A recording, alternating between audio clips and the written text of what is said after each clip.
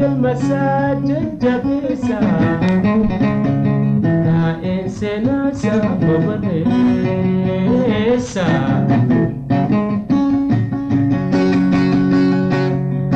نجيها لمرقى إريك ميداني جلي بشاني من سرانيا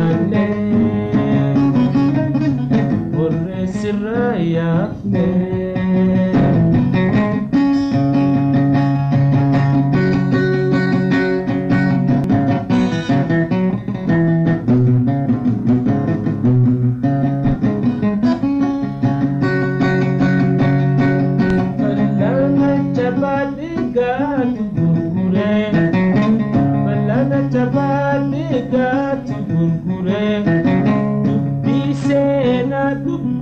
أفهمتي ولا لن تخفلي بخان نفري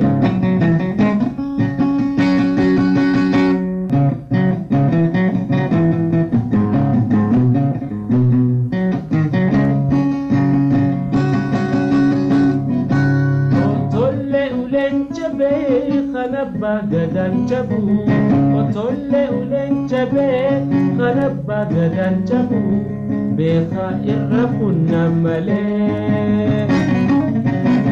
قرم فيانو كبو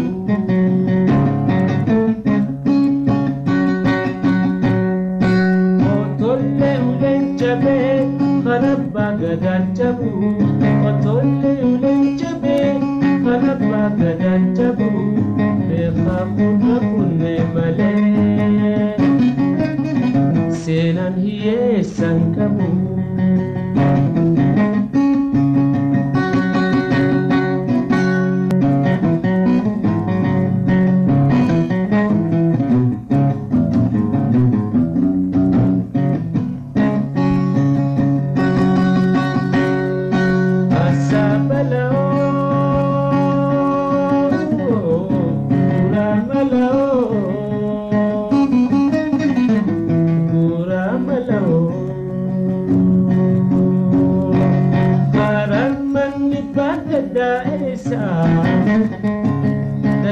المساجد جبيسة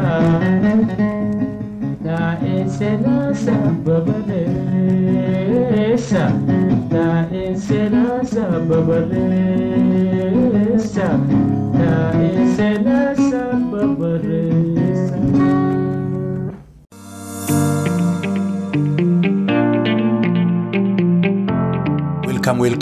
Welcome back. Aganagaan deebitan, aganagaan dhuftan. Kun podcastii Ilma Hormaati.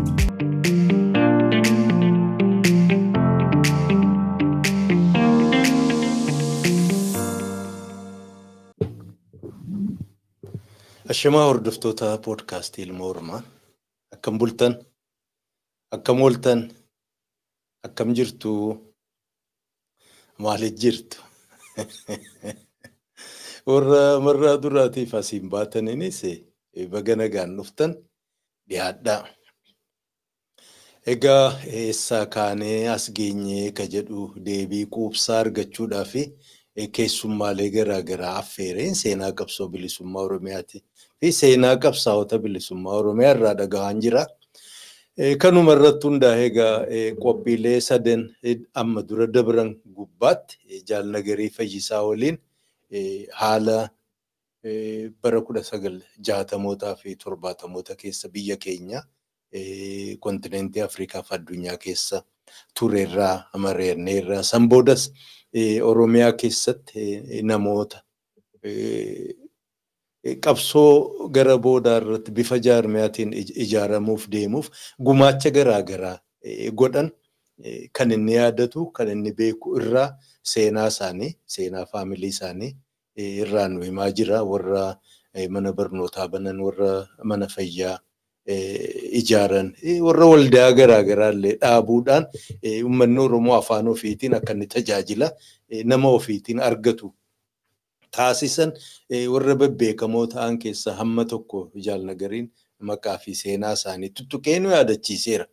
Egaa sagantaan sun dheeraa waan tureef akkuma namni bakka garaagaraa jiru sa'a tokko irra waan dheerate barraa tokkotti nutti hin guddisiin waan jedheef bakka lamatti qoodeetan hadha immoo kurfii isatti aanu jechuudha.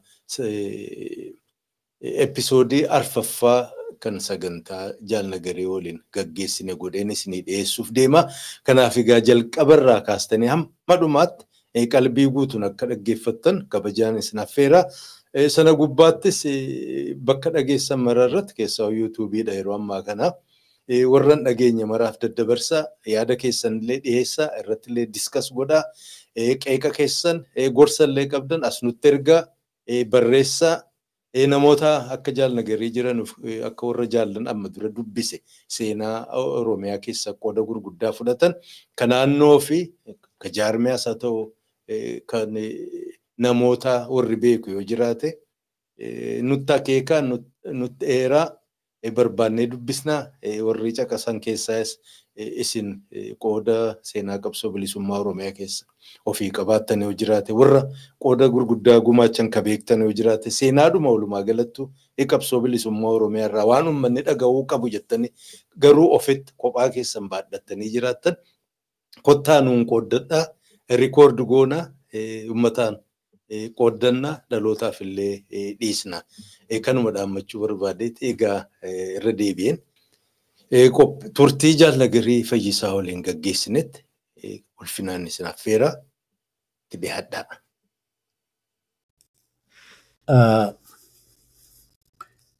Maaltu isaan kakaasee kan jedhudha.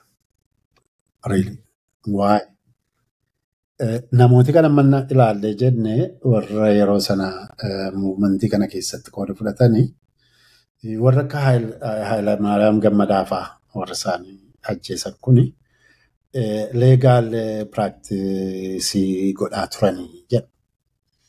So sirni suni waan inni karaa seera dabu Oromoo irratti seera dabu sabaaf sablammoota gara biraa irratti seera dabu kana witnessii godhaa turan. Witnessii gochuu osoo hin ta'in jiraataa turan isaan irratti raawwatamaa ture. So inside information akkasii kana qabu warra akka Maammoo Mazarmiffaa innaa ilaalte jette security isaanii keessatti nama hojjetaa turanidha. Sirna sana keessatti sirni security suni primary objectiviinsaa sirna sana tiksuu guidelines jiru qajeelfama jiru trainingii jiru brainwashii yookiin maaliif akka sirni suni yookiin security'n sun maal akka hojjetu warra argaa ofiillee isaanumaaniyyuu akka isaan agarte saba isaanii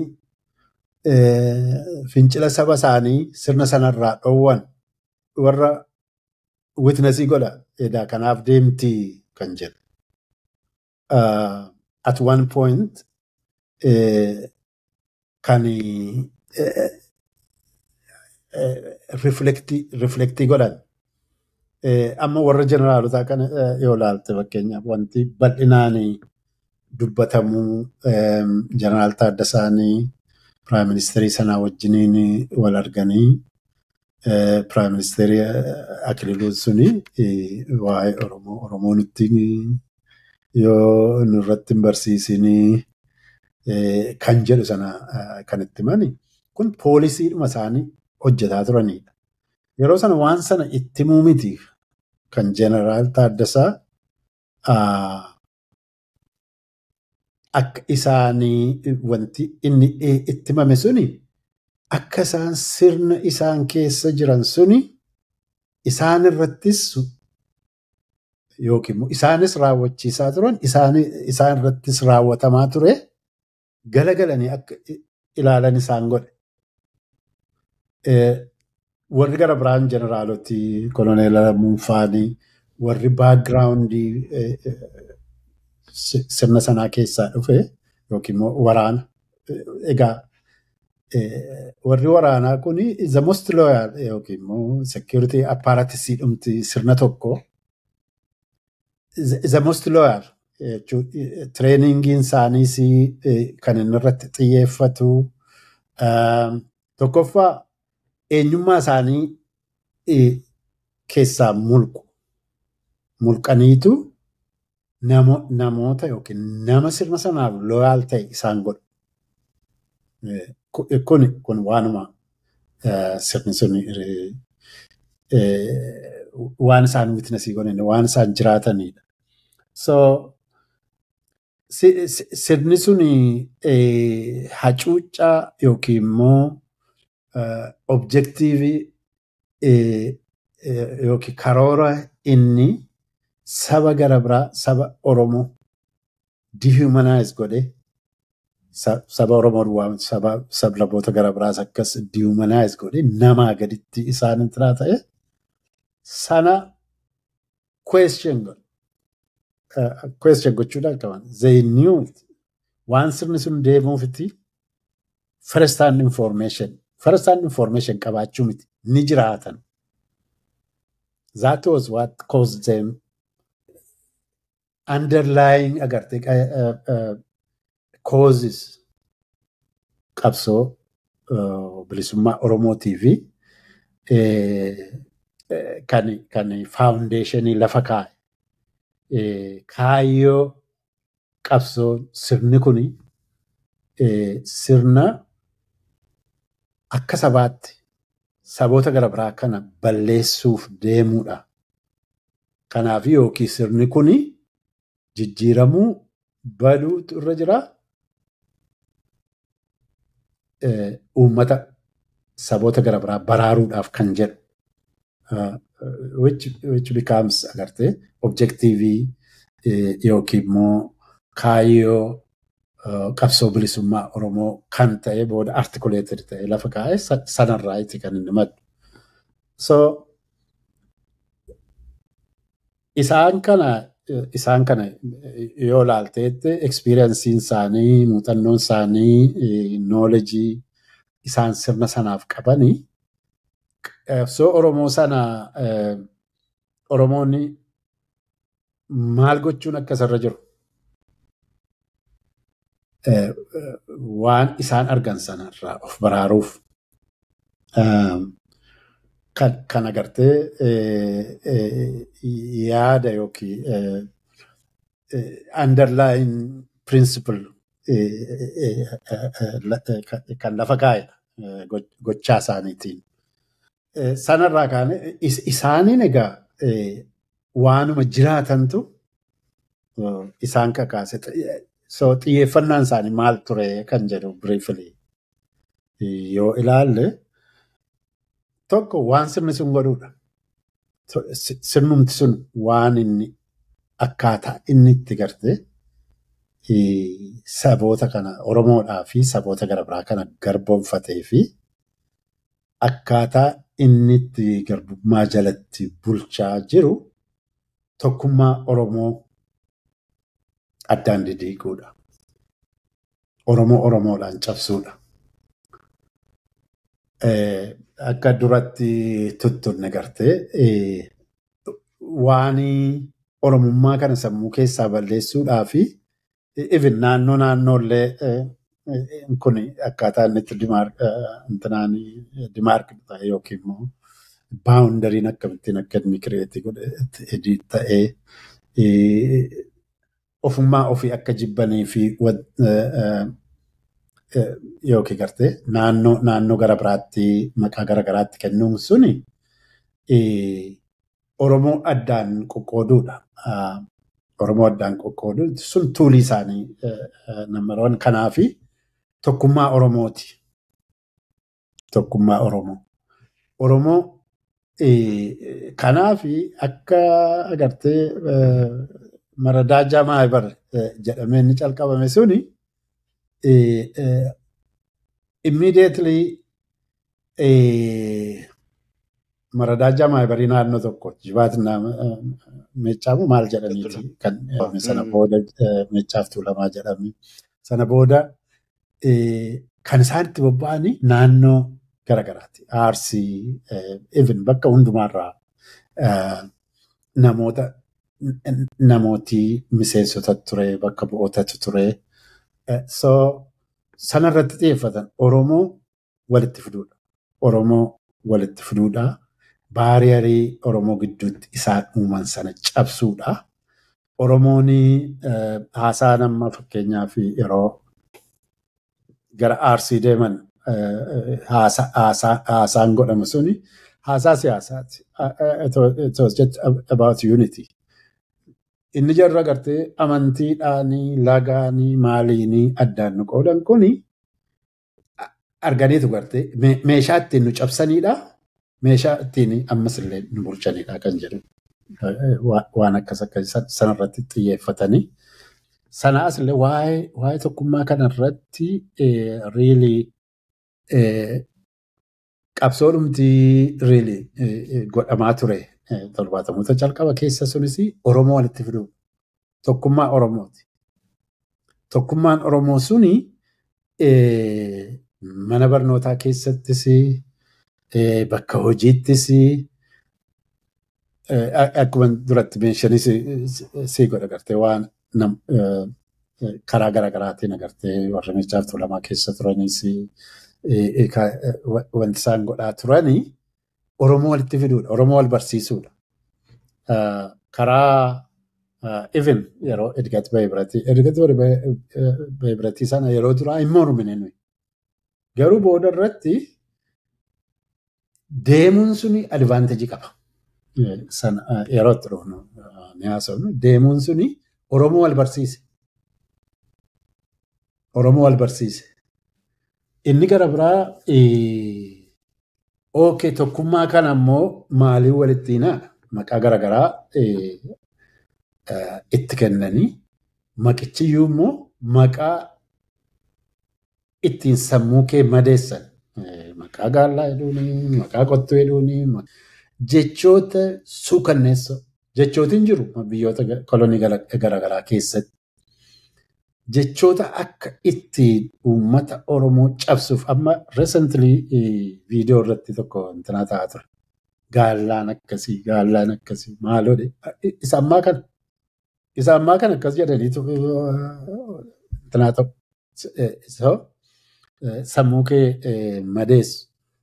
Amma waa'ee jarri keenya sun warri 70 keessaa jiraataa turan sana environmentii akkam akkamii keessatti akka isaan jiraatanii really viidiyoon barattooti 2 biyya Ameerikaa deemanii gartee waa'ee isaanii waan isaan dubbatanii fi If I say anything, I'm going to confuse you still more. As an Ethiopian, I'm prejudiced against both white people and Negroes. Nesbin, how about your prejudices? You admitted to several at the beginning. Well, as I told you before, we have also our own prejudices against the African Negroes. We consider them as inferiors. We have, of course, our own reasons for saying so. Well, what are they, Nesbin?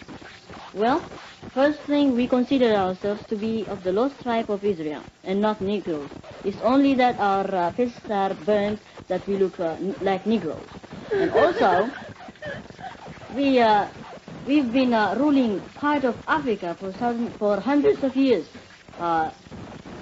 during the 16th century, and we ruled part of Egypt, Sudan, and as far down as Mozambique. Well, what about your prejudices against white men? Well, back home, if a woman marries a white man, she's considered mean, and when she dies, the priests never pray for her as they would do for any ordinary man.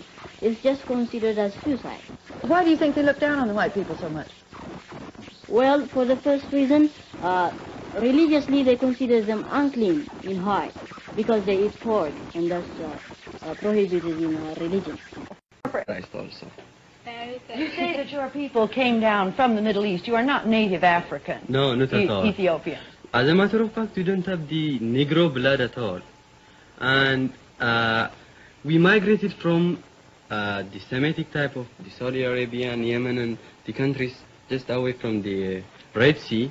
And the origin could be said that some people drafted and came to the northern part of Ethiopia.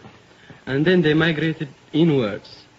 And time went on, they stayed, and then the Hamitic races from the bordering, from the south and from Sudan and things like that, from the countries But in if you, Africa. excuse me for interrupting, but if you don't have Negro blood, then this is news to me. The Ethiopians, I would think, wouldn't have any particular feeling about race relations in other parts of Africa. We don't at all feel any relationship. It's none of our concern.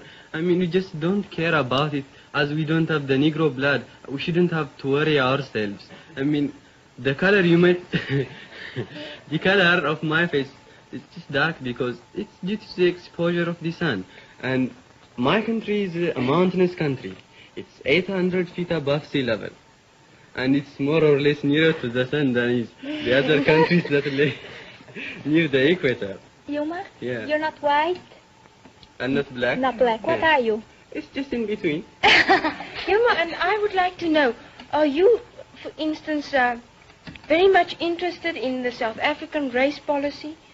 Or do you stand more or less objective towards that? Not at all.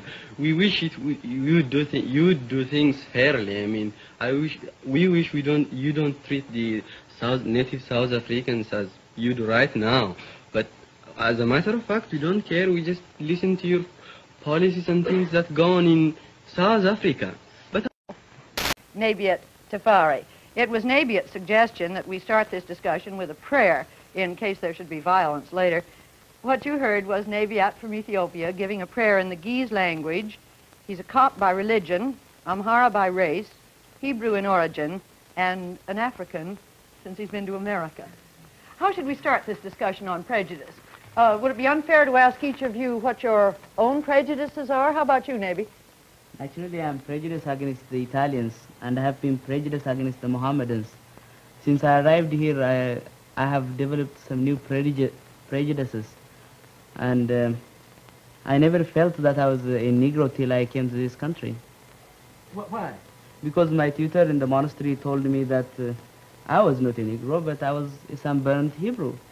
Christianity, there are Orthodox Christians who don't allow to mix with Mohammedans. For example, I belong to a real Orthodox Christian religion known as the Copt, and there it says that its origin, of course, from Judaism also. It says that the animal must be properly slaughtered before you eat it, and if a Mohammedan has already slaughtered a sheep or a cow, for example, I will not eat with him.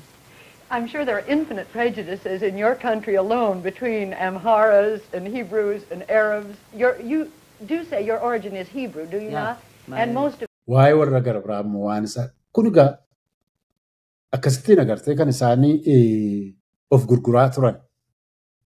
Akka ittiin of gurguraa turan osoo hin ta'in kilaasii keessatti bakka hojiitti akkas aadaa jechuun aadaa sana aadaadhuma sanatu reflected ta'aa ture. Maal jarri kun sana keessa darban. Keessumaa bakka hojiitti immoo sun sirratti raawwatamuu duwwaa osoo hin ta'in atiyyuu sana promootii akka gootu dirqama. So tokkummaa kana Oromoo maqaa Oromoo jedhu kun maqaan Oromoo jedhu kun tokko maqaa kanaanii arrabsoon hin jiru. Oromoo jechuun yaalsalattan yookiin immoo gartee Kiristinnaa yaalhoone yookiin immoo kan amantii hin qabne jedhanii bifa sanaatiin jeneraal jedhu malee arrabinni gartee inni akka soonsaa siiddu maqaa garaagaraatiin sitti kennamu kun itti ture. So it was a healing. Oromummaan wanti inni Oromoon wanti inni filatamee fi Oromummaanii your way of life jireenya Oromoo restore gochuudha. Oromoon kuni maal jechaadha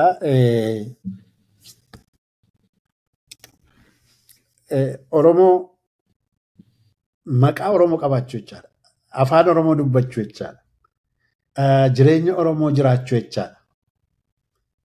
So kuni how do you measure? Dhalooti suni yeroo akkamiiti kan isaan calqabanii yoo jette ilaaltu amma maqootii tokko warri really amantii Islaamaa hordofanii maqaadhuma isaanitti moggaasan kana baqaaf jechati maqaa amantii Islaamaa fudhatu. Warri kaan immoo warri gara kiristaanaa ispeeshaalii naannoo amantii ortodoksii irraa adda ta'e amantii gara biraa fudhatanii maqaa Juushiiti kan isaan ofitti ittinaa ta'an. Garuu warri conscious ta'anii still warrumti sirna isaanii keessatti ittinaa ta'anii maqaadhuma Oromoo sanatti istiikii godhan. Even warrumti gartee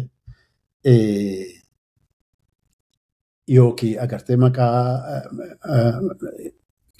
kiristaanaa maqaa Fitaawuraarii Baalabbaataa maal jedhanii warri isaan moggaasanii maal jedhan kuni warri istiikii godhanii dhuma gartee maqaa Oromoo sanatti hafan jiru. Ortodoksiis ta'anii hin didanii dhuma warri intinaa ta'aa jiru warri konsheesii ta'anii. Warri gara biraa warri periferii jiran really dhiibbaa guddaan illee amman irra hin jiru. Garuu warri sentarii turan Finfinneedhaaf naannoo warri turanii maqaa Oromoo qabaattee afaan Oromoo dubbachuuni it was challenging. Baay'ee challenging ture. Amma warra akka gartee egaa warri sabboonummaa Oromoo yookiin sirna sana difaayee warri godhanii ijoollee isaanii maqaadhuma Oromootti moggaasanii mana keessatti afaan Oromoo dubbatanii Oromoo wajjin Oromoo akka godhan warri jedhamanii lakkoofsaan yoo dhattee faamilii isaanii ilaalte fakkeenyaaf faamilii lama kan nan beeku sitti nama Finfinnee keessaa. Tokko faamilii Mitikuu Waaqoo jedhamu. Mitikuu Waaqoo kuni nama educatedidha. Nama gartee sirna sana keessattis sadarkaa guddaatti nama hojjetaa turedha. Miseensa Meeccaaf Tuulamaa nama turedha. Kana duratti irraanfadhe iyyuu. Ijoolleen isaanii Finfinnee keessatti kan inni hangafaallee dhiyaa Oromiyaatti dhalate garuu Finfinnee keessatti kan inni guddate obbolaa 5 moo 6tu jira. Isaan hundumtuu Finfinnee keessatti dhalatanii Finfinnee keessatti guddatan. Maqaan ijoollee isaanii isaan gafa abboomaa irraa calqabee hanga ishee quxisuutti maqaa Oromooti. Hanga ishee quxisuu giiftii jedhamti isheen quxisuu. Mana keessatti afaan Oromooti dubbatama. Kan yeroo jalqaba Finfinnee dhufe mucaa isaanii Abeer kan jedhamu tokko wajjin mana barnootaa Wingetitti wajjin baranna. Duuba yeroo waan baay'ee aktiivii ture, waan baay'ee wajjin hojjetaadha turre. Mana isaanii for that matter waajjira adda bilisummaa Oromoos jalqabaa jechuu dandeessa. Namni agartee muumantii Oromoo kana keessatti qooda fudhanne barataan yuunivarsiitii, barataan haayiskuulii namni agartee akkuma bataskaanaa itti gorteetu dabarta. Anyways karaa obboleessaasi, obboleessi isaan gafaasi, karaa ijoollee warra durbaasi Oromoo kana connect godhu achitti. So isaan mana keessatti afaan Oromootu dubbatama. Gara biraan sila mentionii akkan godhe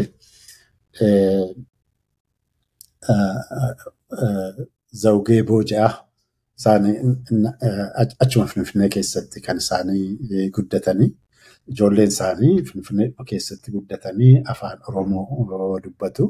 So ijoollee isaanii warra hangafaa yoo laalte kan Mitikuu Waaqoofaasii gara biraanii kan luba guddinaasii isaan immoo ofii isaaniitii luba maqaa warra agartee jiwushi sanatti ijoollee isaanii tokkoyyuu moggaasan ijoolleen maqaa Oromoo qabdi ijoolleen isaanii hundumtu.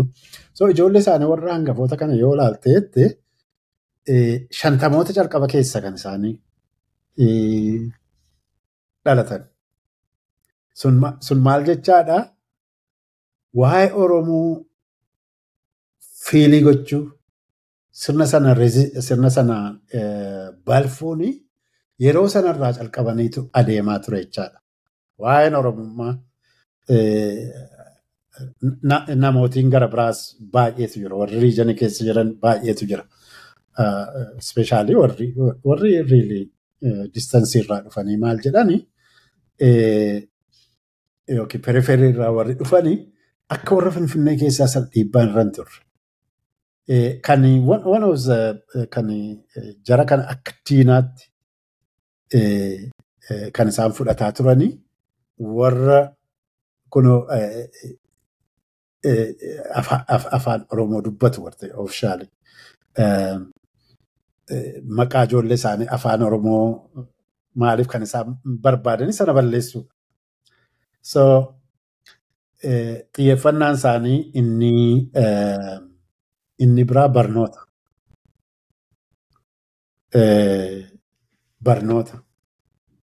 Barnooti kun inni agartee dhalooti sun karaa barnootaa wanti inni kontribuut godhe nama baratetu mirga ofii beekaa. Nama mirga ofii beekatu immoo mirga ofiitiif falmata kan jedhu suni practically they were doing it. Amma kutaa hundumaarra yoo deemte ilaalte warruma agartee ijoollee isaanii barsiifatan. Yeroo sana keessatti namootiin baratan baay'ee muraasa turan. Lakkaa'uu dandeessa.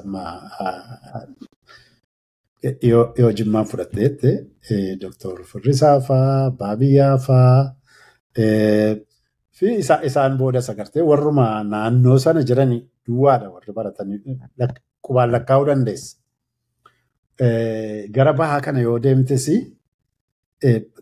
ilaaligaa isaanuma kanatu agartee qabsoo Oromoo keessatti Dr. Firrisaan fa'aan gara biraa reeli kana na irraanfadhe.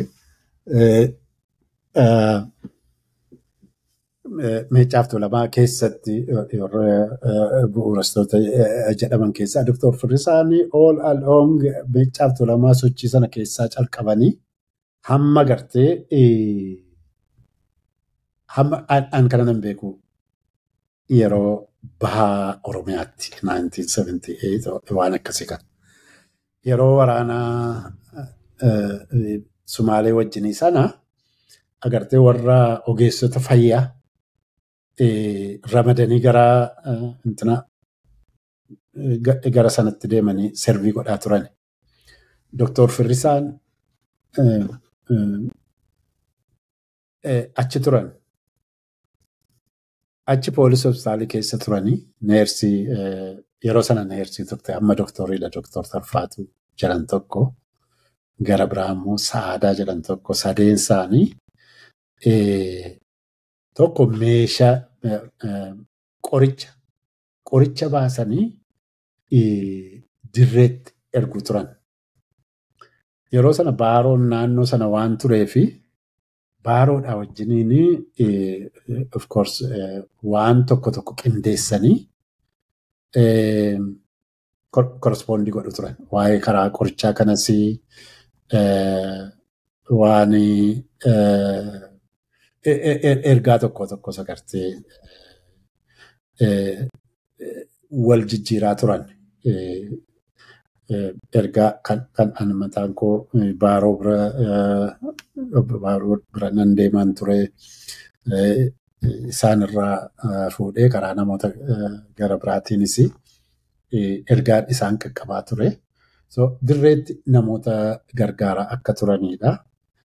Hamma ammaallee qabsoo Oromoo keessatti qooda fudhataa turan. I'm sure sochii magaalaa keessa ture sana keessattis karaa risoorsiitiinis yookiin agartee yeroo sana sochii yeroo sana ture keessatti mana hojii keessatti bakka garaagaraatti maadheedhaanii kan ijaarame neetwoorkiin kan hojjetamaa ture.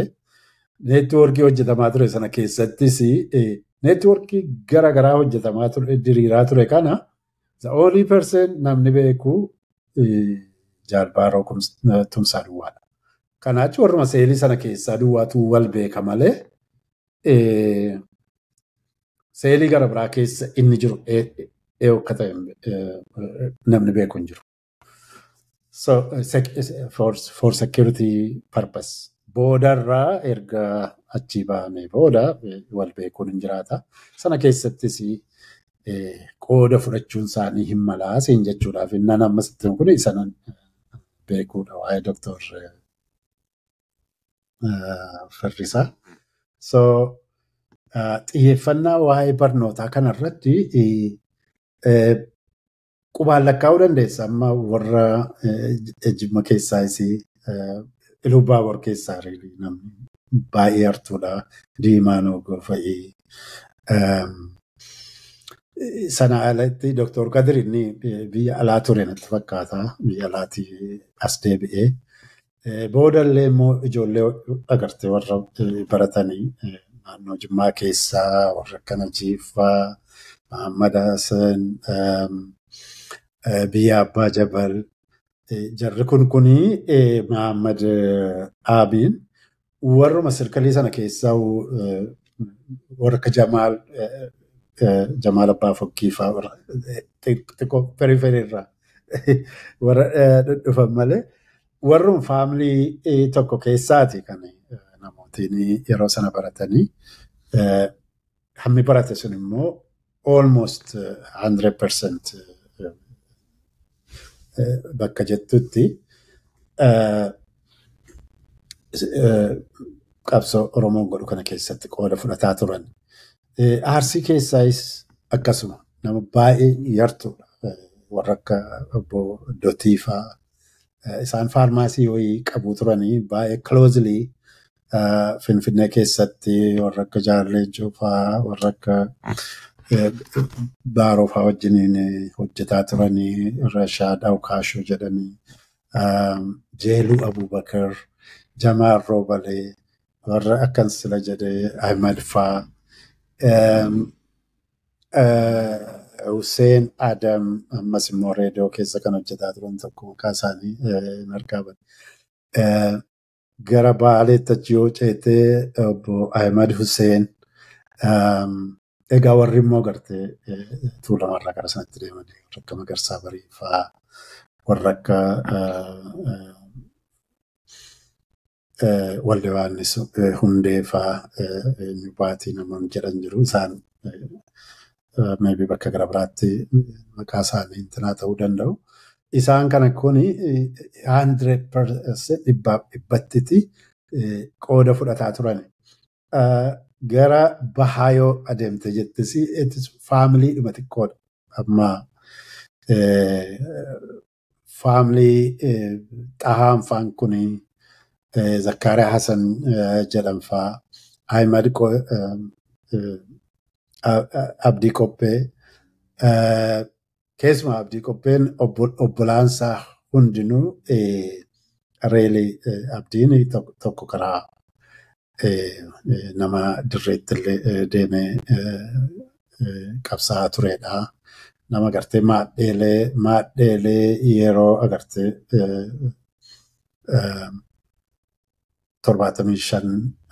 75 sana keessatti maadheelee adda bilisummaa Oromoo gara bahaa turan sana keessatti nama qooda fudhataa turedha. Obboleessaa Abdusabuur warra calqaba jaarraa wajjiniin dirree deemedha. Obboleettiinsaa tokko nama dirree turte achitti xiqqoo dhibamtee nama deebiteedha. Obboleettiin isaanii isee xinnoonis nama dirree turtee Maaliyaa jedhamti. Amma biyya Norway jirti natti fakkaata. So the entire family qabsoodhuma kana qabsoo keessatti qooda fudhataa turanii warra akka Profeesar Mahammad faa of course Jaarraa isaan kuni warruma family limited ta'e keessaa warra akka of course isaan booda immoo warri dhufanii warra akka Yuuzii warri turan agartee warra akka Bayyaan faa warra jalqaba agartee dirree deemeedha. Mustafaa kan jedhan tokko barataa mana barnootaa Wingeet kan ture warra jalqaba bosona seena keessaati especially Mustafaa warra agartee Wingeet keessa turanii olaanaa yookiin immoo bobbaasaa wajjiniin namoota gara sana deemanidha. Abdul Jalil jedhan tokkos kanaachi ijoollee hedduu keessumaa ijoolleen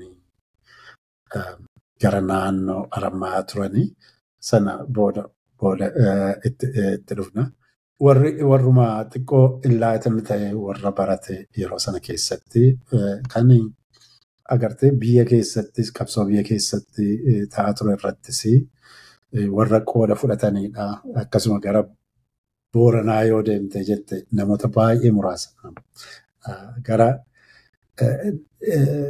nama 10 illee ta'an garuu hammi sun hundumtuu warra akka Salleessaa fa'aa qabsoo hidhannoo geggeessuuf inni shaalaqaa nama turedha. Karaa Sumaalee sana deemee Sumaaleen dhabamsiifte maalirra akka ga'e riilii oofshaalii karaa dhaabaatiin illee wanti godhame labsame hin jiru. Jaatanii warra wayyaaneetu ajjeesise. So namni warra akka Sooraa fa'aa Sooraanii nama barataa Wingeet nama ture yuunivarsiitii keessatti nama barsiisaa ispoortii namoota turanidha. So warri baratan yartuun suni dhibbatti kanaa keessatti qooda fudhatan. Kan addaa kan dhiyaati keessaa karuma barnootaa kanaan baay'ee successful kan ta'e warra gara dhiyaati. Sanaa fi really waa lamatu jira. Warra yeroo baay'ee illee gartee jibbinsii warri Habashaa naannoo sanaaf qabdu kan irraa maddu barattoota baay'ee kan agartee isaaniin threatan godhu. Baay'inaanii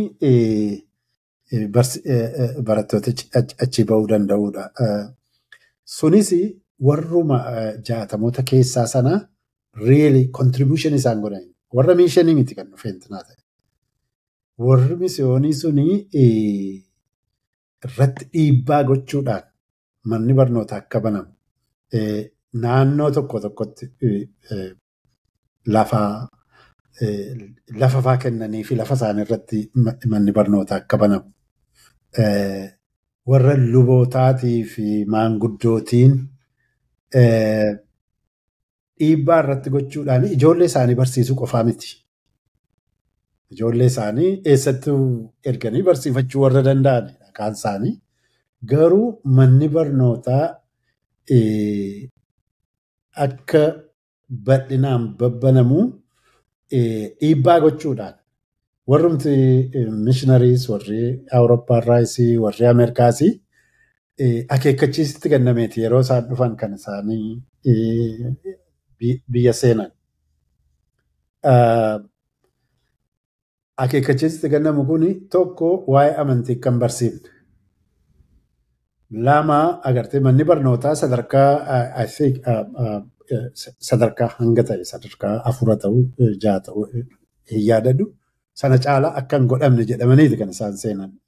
Sababa qabu kun seenaan isaa dheeraadha. Garuu sana lamaanuu cabsanii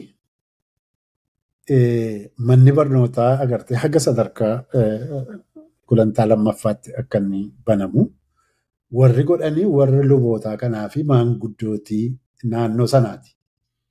So isaan kun ijoollee isaanii akka naannoo gara biraa agartee warri abbootii lafaa yookiin warra bahaa keessatti warri damiinaa ijoollee barsiifatan warra akkasii kunis ijoollee isaanii barsiifataniiru.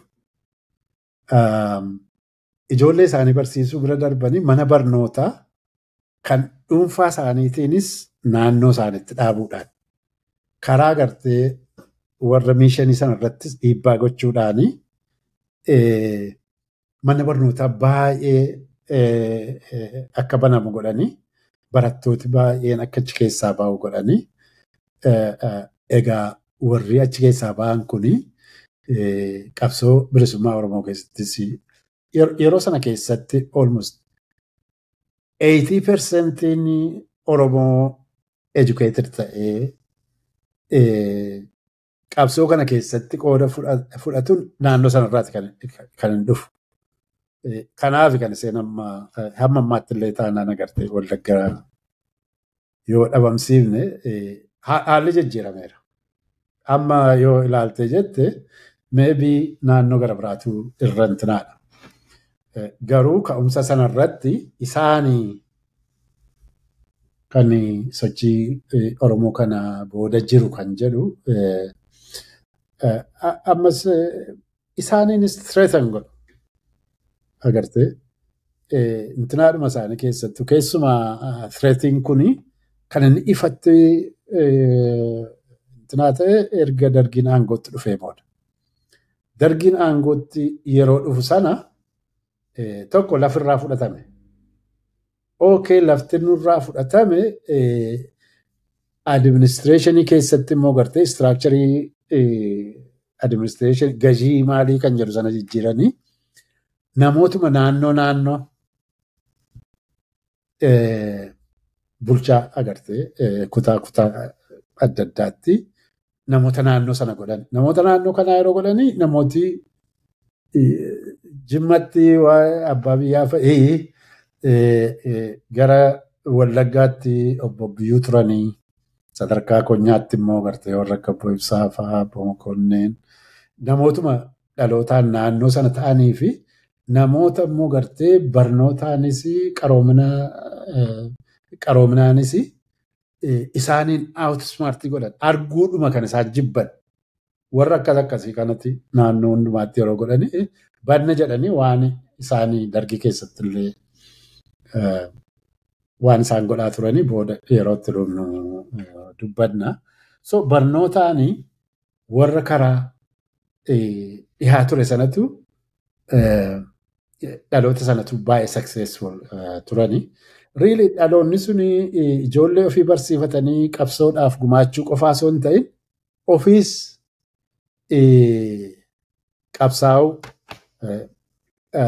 qabsaa'aa turan akkuma sila jenne agartee warri Meeccaaf Tuulamaa keessa jiranii tokkoon isaanii sochii adda bilisummaa Oromoo keessattis gumaacha maalii akka godhaa turanii yoo ilaalte jette ofiis qabsaa'aa turan. There are times fakkeenyaaf Abbayee Profeesar Kuwee Kumsaa Boroo ijoolleen isaanii lama yeroo tokkotti agarte. Isaanii bara Hayila Sillaasees bara Dargiis inuma hidhamu. Inuma hidhamu, inni hiikamu ijoolleen isaanii lama bara Dargii tokko Kuwee fi Nagaasaa kan jedhamanii Finfinneetti agartee mana hidhaa turan. Isaan immoo achuma agartee Dambidollootti mana hidhaa turanii haati Kuwee fa'aa takka achitti isaaniin gaafatu takka immoo Finfinnee dhufanii ijoollee isaanii lamaanii Finfinneetti Karchalleetti gaafatu. So ijoollee ofii qabsootti bobbaasuu qofaa osoo hin ta'in wajjininis qophaa'aa turan. Namni tokkommaa ammallee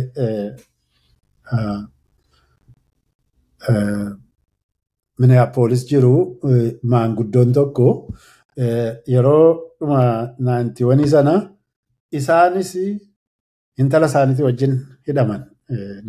Nagaasaa Xintii jedhamu intala isaanii immoo Duree jedhamti. Lameen isaanii sababa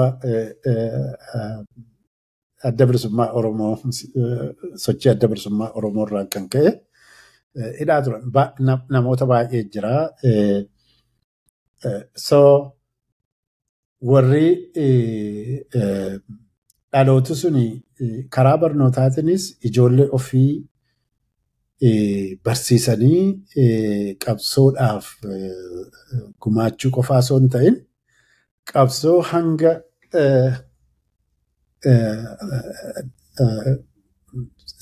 sochii adda bilisummaa Oromootiin hoogganamu keessattis qooda fudhataa turani. So xiyyeeffannaan isaanii kana fakkaataa ture. Amma yoo gabaabsinee dhume yoo ilaalle dhalooti sun bu'aan isaanii maalii kan jedhu. Ani yeroo nani maal kontribuutii godhanii qabsoo Oromootiif yookiin immoo sochiidhuma bilisummaa Oromootii fi maal kontribuutii godhanii yoo gabaabsinee ilaalle tokkoffaa gurmaanii mirga ofiitiif falmachuu qabsoon Oromoo sadarkaa sanatti guddisanii hidhatanii sirna koloneeffataa buqqisuuf finciluu karra bananii hojii dippiloomaasii jechuun karaa biyya ollaatiin qabsoo Oromoo hojii dippiloomaasii karra saaqan karaa agarsiisan jechuun hin danda'ama. Sana bira dabartee immoo biyya alaa keessattis asirratti intinaa kan hin taane seenaa Oromoo awwaalame ifa baasan. Qabsoon suni salphaa miti of course diteelii isaa hin dubbanne qabsoo warri dhaloota sana keessaa bahani sirni sun akkaataa inni itti of gurguru yookiin imeejii akkamii biildii godhaa akka ture duraanii waa kakaasnee turre akkamittiin akka ilaalamu alatti imeejii sana biildii gochuudhaaf agartee warra sirna sanaa duwwaa miti warri alagaallee sana keessatti qooda fudhatan warra kitaaba barreessanii gartee realitii kitaaba sanarraa argatantu jira warra yuunivarsiitii keessatti agartee ekspertii ta'anii lekcharii godhanii ittiin jiraatan warra immoo gartee expert advisors jedhamanii gartee mootummootaaf waa'ee sirna sanaa irratti advaayizii kennan isaan kana hundumaatu jira. So qabsoon isaan godhanii suni bitarii ture. Jara kana hundumaa wajjiniin falmuun seenaa Oromoo isa dhugaa ristoor gochuun salphaan turre karaa sanaas hojii guddaatu yookiin kontribuushinii guddaadha godhanii dhaloota barsiisanii qabsootti bobbaasan. Qabsootti bobbaasuu duwwaa osoo hin ta'in ofiis qabsoo bilisummaa Oromoo keessatti hirmaatan. Qabsoo Oromoo gara qabsoo siyaasaatii fi hidhannootti ceesisan. Sirna sana irratti murtii dabarsan sirni suni diinni Oromoo eenyu akka ta'e define godhan. Diinni Oromoo sirna san akka ta'e. Hojii isaan hojjetan muuxannoo isaanii irraa sana define godhan. Sagantaan adda bilisummaa Oromoo sanuma articulate godhe lafa kaa'e. So diinni sirna sana namoota dhuunfaa yookiin immoo kan yeroodhaaf agartee heedii ta'e individually even not Minilik real. Minilik maaliin jedhan sirna sana yookiin Haile Sillaasee sirna sana maaliifi tentaakiliinii nuun garboonfatee nu dhabamsiisuuf deemaa jiru suni sirna sana keessa jira. Hamma sirni sun hin jijjiiramnetti jijjiirraan tokkollee dhufuu hin danda'u. Kanaafi sirna sana hiddaan buqqifnaa kan jedhu sanarraa kan maddeedha. Oromoo baraaruudhaa fi sirni sun hundeen buqqa'uu qabaa kan jedhu kan lafa kaa'an isaaniidha. Kaayyoo yookiin immoo road map yookiin deemsa qabsoo bilisummaa Oromoo kan lafa kaa'an isaanii yookiin immoo sochii isaan godhan qabsoo isaan godhan keessaati kan inni maddu. So waa'ee warra dhaloota 60moota keessaa asuma irratti dhaabna amma gaa warra 60moota keessaa kanarraa warra 60moota warra quxisuu isaanii jechuun hin danda'amu. Sunis sochii 70moota as turan sanarratti dabarra jechaadha. Hayyee hordoftoota keenya egaa bal'inaan jaalnagariin seenaa qabsoo bilisummaa Oromiyaa bifa hedduu qabaatu sana hamma danda'ameen gaggabaabsee hubannoota gahaa akka argannu nu godhee jira. Torban dhufu immoo sagantaatti aanuun egaa dhaloonni inni duraa qabsoo kana bifa kanaan waan hundeenuu ta'u waan utubaa ta'u nu dhiisee dhaloonni itti aanu immoo 70moota irraa kaasee maal hojjete qabsoo kam gaggeesse gufuu kamtu isa mudate eenyufaatu qooda sana keessaa qabsoo sana keessaa qooda fudhataa turan ka jedhu gaa bal'inaan irraa dhagahuuf jiraanna. Hadhaaf garuu qalbii guutuun jalqabarraa kaastanii amma dhumaatti nu waliin turuu keessan isin galateeffadha. Jaalnagariidhaanis jiraattee baga nu gammachiiste fayyaa nu ta'e. Galatoomii.